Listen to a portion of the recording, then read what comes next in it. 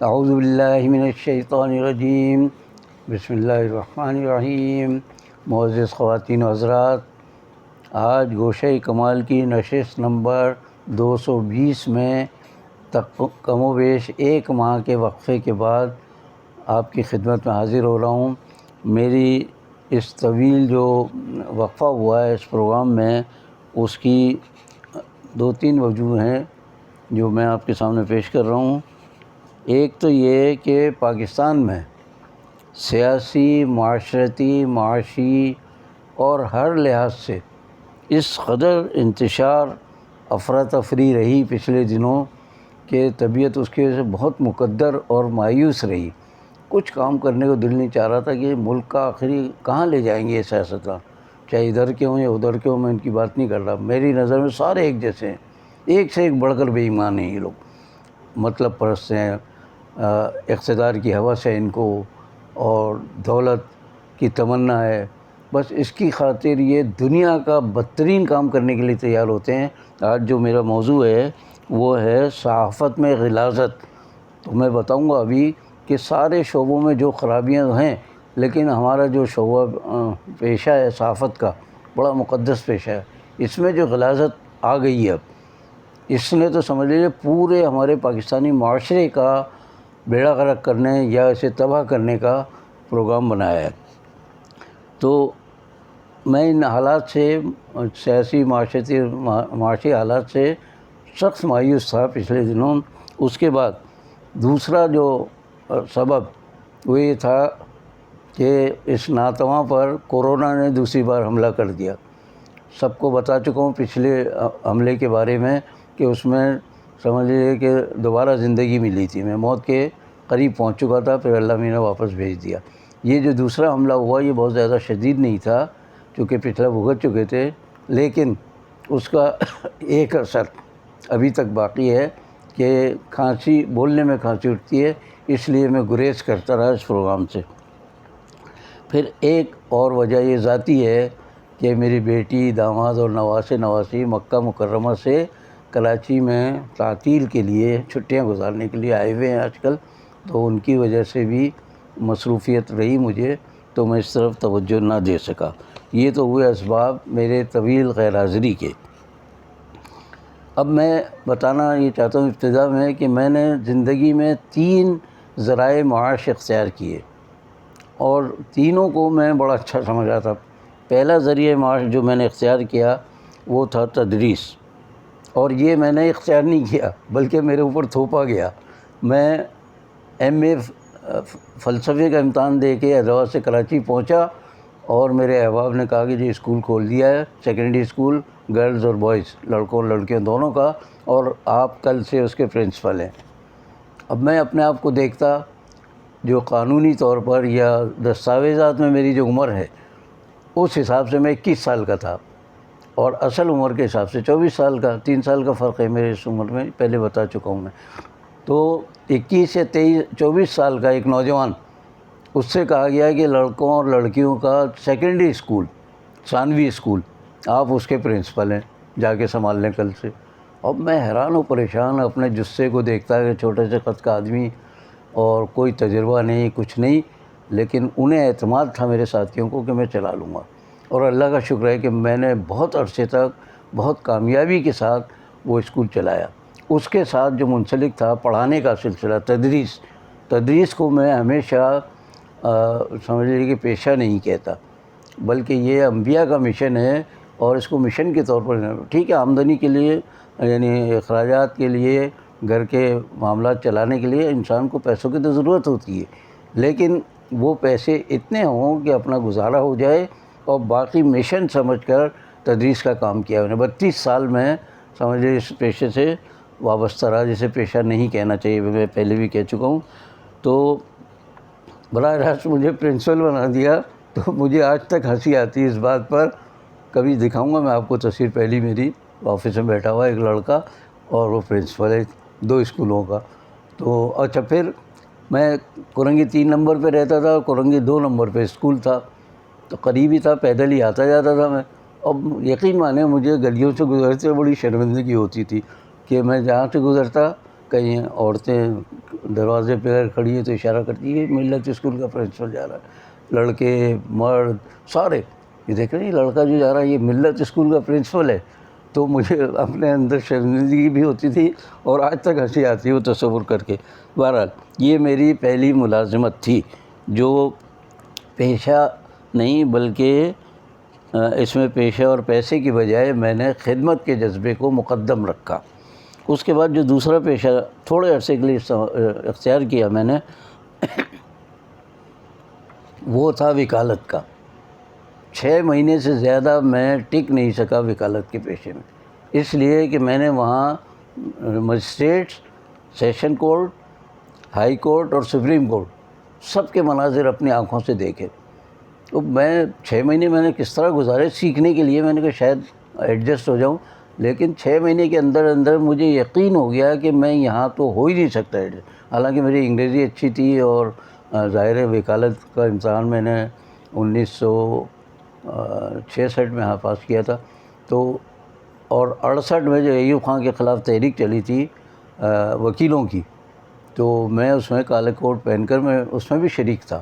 لیکن صرف ایک مثال دے رہا ہوں میں آپ کو کہ یہ جو جب وہ تاریخ لینی ہوتی تھی وکیلوں کو تو وہ کیا کرتے تھے، فائل رکھی پیشکار کے سامنے، مجسٹریٹ یا جج تو ادھر بیٹھا ہوا دوسری طرف، اس کا بھی ایک اور قصہ سناتا ہوں.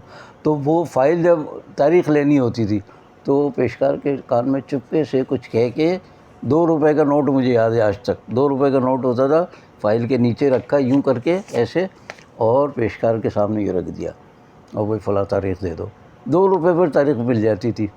میں نے کہا یہ تو اتنے سستے بکنے والے لوگ ہیں، اور میں تو اللہ کا شکر ہے کہ پیسہ میری مجبوری نہیں رہی کبھی بھی. میں نے کہا بھائی میں نہیں کر سکتا ایسا.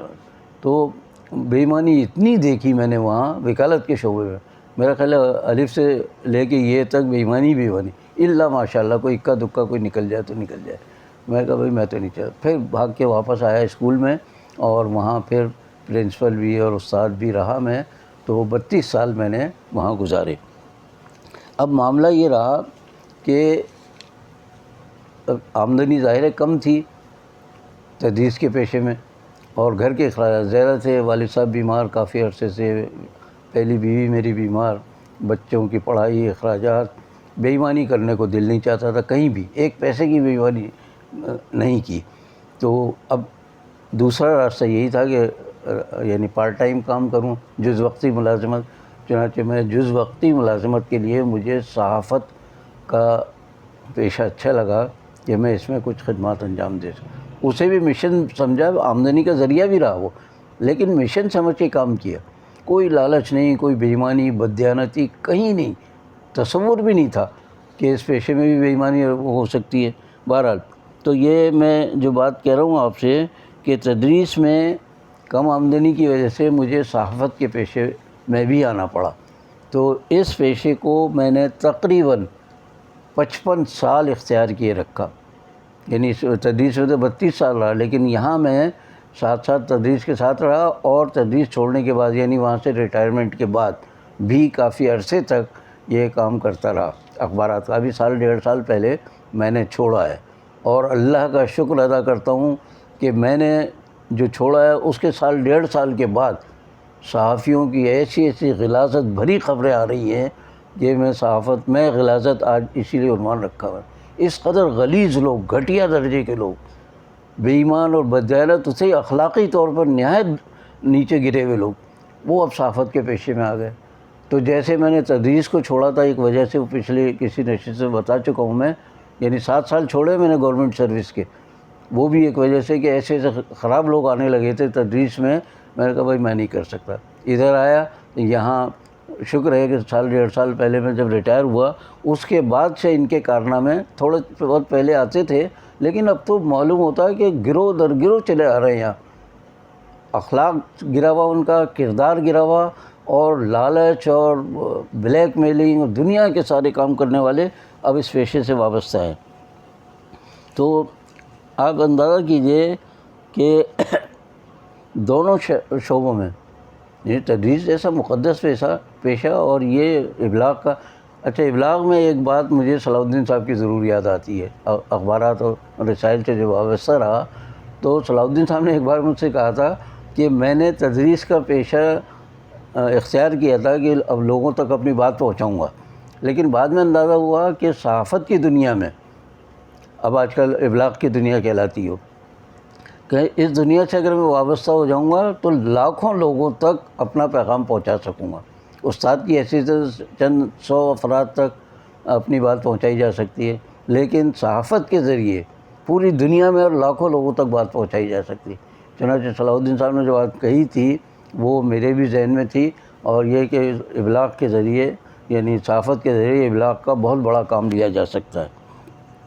تو بہرحال تنخواہ تو ظاہر ہے وہاں بھی چاہیے، آمدنی چاہیے، لیکن وہاں بھی کوشش یہ کی کہ بہت دیانتداری کے ساتھ صحیح پیغام اپنے قارئین اور ناظرین تک پہنچاؤں۔ اچھا، اب میں جس کو آج میں نے عنوان بنایا ہے کہ صحافت میں غلاظت، چند مثالیں دے کر آج کی گفتگو ختم کروں گا۔ تمیز ذرا لمبی ہو گئی اس لیے زیادہ مثالیں نہیں دوں گا میں۔ صرف ایک ماضی کے ایک بہت بڑے ثقہ، بڑے مستند اور جانے پہچانے اسلام پسند صحافی، بڑی عزت ان کی، قدر و منزلت، وہ پتہ چلا کہ جناب وہ اور ان کے ایک ساتھی OGDC oil and gas development corporation کا ادارہ تھا، اس کو بلیک میل کیا انہوں نے، بہت پیسہ کمایا اس زمانے میں انہوں نے، اور مانے ہوئے آج بھی وہ ہیں، مانے ہوئے ہیں صاحب، بڑے دیانتدار، بڑے لوگ، محب وطن اور اسلام پسند اور یہ اور وہ، یہ آج سے تقریباً 40 سال پہلے کی بات کر رہا ہوں میں۔ وہ جناب OGDC کو انہوں نے باقاعدہ بلیک میل کیا اور پیسہ کمایا۔ یہ اکا دکا مثالیں اس زمانے میں ملتی تھی۔ اب جو دور آ گیا ہے، اس کی چند مثالیں میں دے کے آج کی گفتگو ختم کر رہا ہوں کہ کوئی صاحب آئے گاؤں سے، وہ لاری کہتے ہیں پنجاب میں، تو اس کو لاری سے اترے، ان کے ہاتھ میں چھوٹا سا تھیلا، پڑھے لکھے زیادہ تھے نہیں، اب کیا کریں؟ انہوں نے سوچا کہ بھئی آسان کام یہ ہے کہ قریب میں پارک ہے، وہاں جا کے تیل کی کچھ بوتلیں لے لیں، مالش کا کچھ سامان لیا، اور پارک میں جا کے تیل مالش، سر کی مالش اور جسم کی مالش کرتے تھے وہ سب۔ آج بہت بڑے صحافی مانے جاتے ہیں وہ، بعد میں ہوتے ہوتے انہوں نے کسی نے وہاں سے اٹھایا اور کہ یار یہاں کہاں پڑھے، چلو تمہیں، اور وہ راستہ دکھایا اس کو، اور بدترین قسم کا بلیک میلر وہ شخص آج شاید دبئی میں بیٹھا ہوا، پاکستان سے بھاگ گیا وہ، بہت بڑا صحافی ہے۔ ہم تو غریب صحافی گھر میں بیٹھے ہیں، یہ لوگ دنیا کی سیر کر، اب وہ وہاں بیٹھ کے وہاں سے اپنے خطاب فرماتے ہیں، یہاں سے ویڈیو کانفرنس جس طرح کی ہوتی ہے، تو وہاں بیٹھ کے ان کو آمدنی مل رہی ہے، اور بتاتے ہیں بتانے والے کہ لاکھوں روپے ماہانہ پر کام لیا جاتا تھا ان سے صحافت کی دنیا میں۔ آہستہ آہستہ آئے صحافت میں۔ اس کے بعد ایک اور صاحب ہیں، ان کی تو حد ہو گئی، آج تک بہت بڑے اینکر پرسن مانے جاتے ہیں، اور یہ سارے جو ٹی وی چینلز کے لوگ ہیں ان میں سے بہت سے ان کی حمایت کرتے ہیں۔ صاحب دیکھیے اتنے بڑے صحافی کو انہوں نے گرفتار کیا اور انہوں نے مقدمات چلائے، اور یہ شخص کون تھا؟ یہ لاہور میں عورتوں کی دلالی کرتا تھا، یہ بھی پڑھا لکھا نہیں زیادہ۔ اب آپ اندازہ کریں کہ جو عورتوں کو بٹھا کر موٹر سائیکل پہ لے آ کے رات کو چھوڑ کے آئے اور صبح لے کر آئے، تو اور بڑے مشہور خاندان سے بھی اس کا تعلق بعد میں ہوا، کیونکہ یہ تو سب اس طرح کے لوگ ہیں، بڑے لوگ سارے، تو پتہ یہ چلا کہ آج وہ بہت بڑا صحافی ہے، اور اس کی خاطر بڑے بڑے صحافی جو ہیں حمایت کرتے ہیں اس کی، ارے صاحب اس کو کیسے گرفتار کر لیا؟ ارے بھائی اس کا ماضی تو دیکھ لو، ہے کون یہ پڑھا لکھا بھی نہیں ہے اور عورتوں کی دلالی کرنے والا شخص صحافی بن گیا۔ آپ کو تو چاہیے کہ نکال باہر کریں اس کو، کہیں جی ہمارا کوئی تعلق نہیں ہے اس سے، یہ اگر اپنا کوئی چینل چلاتا ہو چلائے۔ اب یہ صاحب بھی ایک بڑے مشہور چینل سے وابستہ ہیں، صابر شاکر صاحب تو تھے ہی، نام آ گیا میرے منہ، تو وہ تو باہر بھاگ گئے، ان کا نام نہیں لوں گا، ان کا اتفاق سے نام نکلا ہے، میں نام نہیں چاہ رہا تھا۔ تو یہ صاحب اب بہت بڑے صحافی ہیں، سر اینکر پرسن ہیں یہ، اور آ کے جو بڑھکے مارتے ہیں، جو ایسے بولتے ہیں جیسے کہ یہ افلاطون یا سقراط تقریر کر رہا ہے یونان کے اس معاشرے میں۔ اچھا صاحب، اب آتے ہیں، یہ تو ہو گئے دوسرے صحافی۔ اب ایک صاحب اور ہیں، وہ بھی بہت بڑے اینکر ہیں، ٹی وی چینل پہ بڑی ان کی دھوم اور دھاک ہے، ان صاحب کا کارنامہ سن لیجئے. وہ والد کا انتقال ہوا تو سادہ کاغذ پہ انگوٹھے ان سے لگوا لیے انہوں نے، موصوف نے، اور اس کے بعد ان کے نام کی جائیدادیں عطیہ لی. اتنے بے ایمان لوگ، بددیانت لوگ یہ صحافت کے پیشے میں آئیں گے تو کیا کریں گے؟ آپ اندازہ کر لیجیے. مال کمائیں گے ظاہر ہے.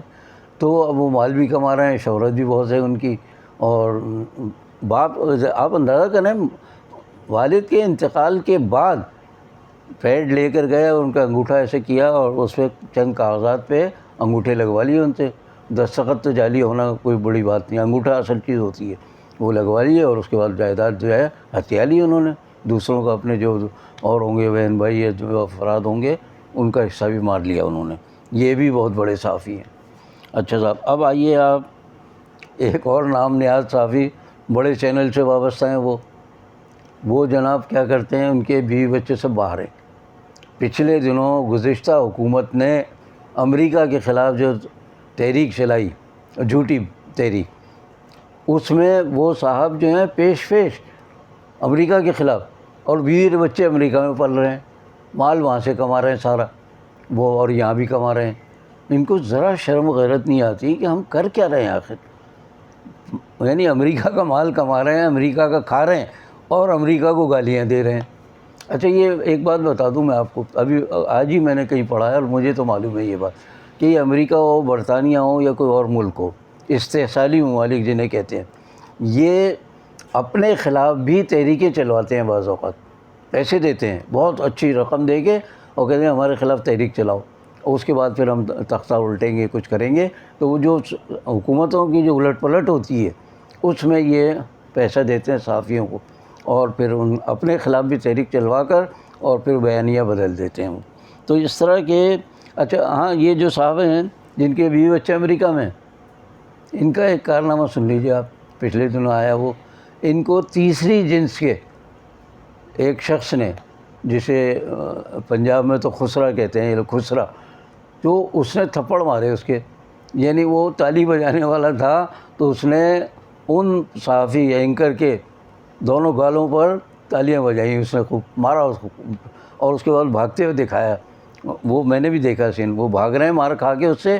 اچھا وہ صاحب، وہ تھپڑ مارنے والا کون تھا؟ وہ ان کی اور ان کے جو سرپرست حکومتوں میں تھے ان کے لیے خدمات انجام دیتا تھا. وہ بیوی بچے تو وہاں ہیں، اب خسرے سے خدمات انجام لیتے تھے. پیسوں میں کہیں گڑبڑ ہوئی، ادا نہیں کی ہے تو انہوں نے مارا، پھر اس نے مارا پکڑ کے دوسروں کے سامنے، سب کے سامنے، علیحدگی میں نہیں. اور پھر یہ صاحب اپنا بیگ اٹھا کے بھاگتے ہوئے نظر آئے. تو اس طرح کے لوگ ہماری صحافت میں ہیں جو کردار، اخلاق و کردار کے لحاظ سے تعلیم بھی نہیں ان میں سے بہت سوں کی، اس قدر غلیظ لوگ. اسی لیے میں نے آج اپنا عنوان رکھا ہے صحافت میں غلاظت. اور باقی دوسرے صحافیوں سے جو شریف ہیں، دیانتدار ہیں، ان سے میں معذرت کرتا ہوں کہ ان کا اس میں کوئی ذکر نہیں ہے. نام میں نے نہیں لیے، ایک اتفاق سے نکل آیا منہ سے میرے، نام والوں میں نام نہیں لیے. تو آج کے لیے میں سمجھتا ہوں کہ بہت ہے، اور آئندہ نشست میں انشاءاللہ کسی اور موضوع پر گفتگو کریں گے. باقی بشرط زندگی باقی. لیکن ایک درخواست وہی آخری جو میں کرتا ہوں کہ اگر آپ میرے پروگرام کو پسند کرتے ہیں تو اسے لائک کریں، شیئر کریں، اور اس کے بعد اس کو سبسکرائب کریں.